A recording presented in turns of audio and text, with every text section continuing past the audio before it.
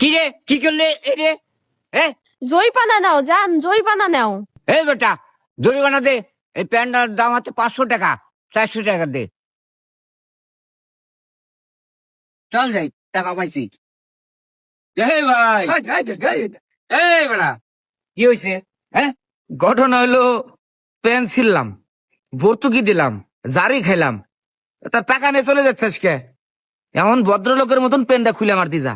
ভাইয়া প্যান্ট তো খুলবে করছেন, তলে তো কিছু নাই, তাহলে কি পরে যাবো? ধর বেটা, তোর পেন ছিঁড়ছে, পেনের টাকা দিছি, পেন্ট হলো আমার।